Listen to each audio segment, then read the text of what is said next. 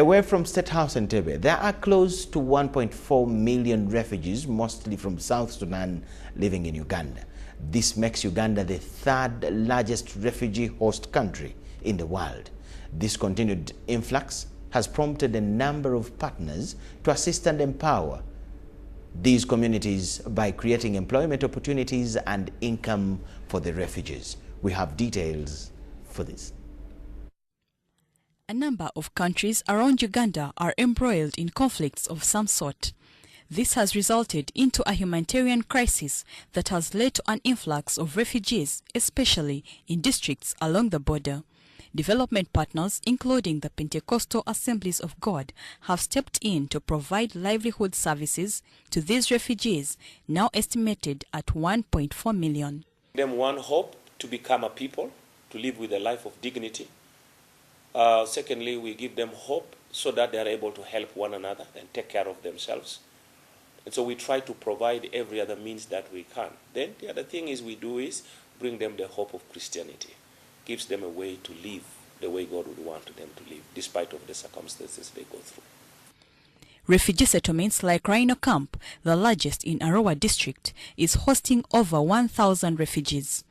Through activities like construction of permanent houses and latrines for the refugees, good water systems and other amenities, lives have been transformed spiritually and otherwise.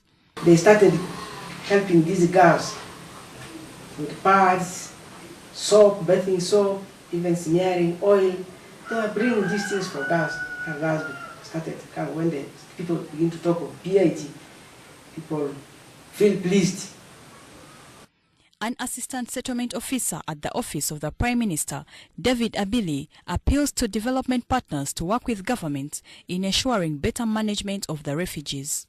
They are helping us in giving CSB for porridge for PSNs, specifically the pregnant mothers, lactating mothers, disabled persons, and people who are sick.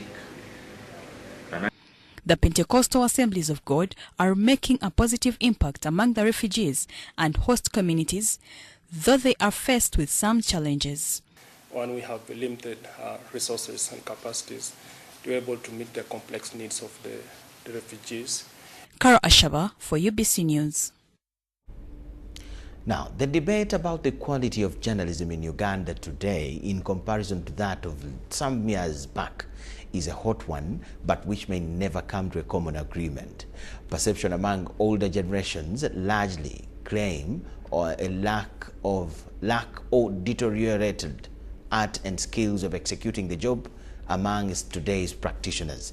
Notwithstanding this position, our findings from both the generations now help build a better understanding into the subject, which could as well be the case in other fields. Jackson Onyango has this analysis.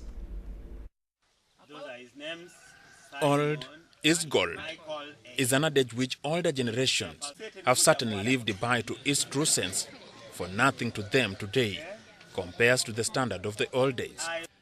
Journalism in specificity isn't an exception.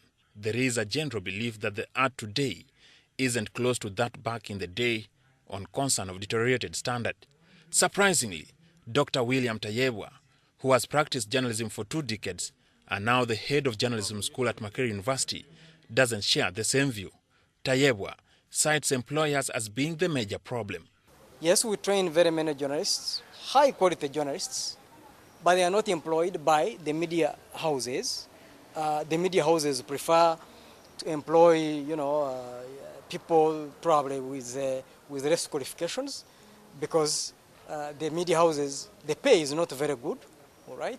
So, especially in the broadcast industry. The print journalists, I think, is slightly better.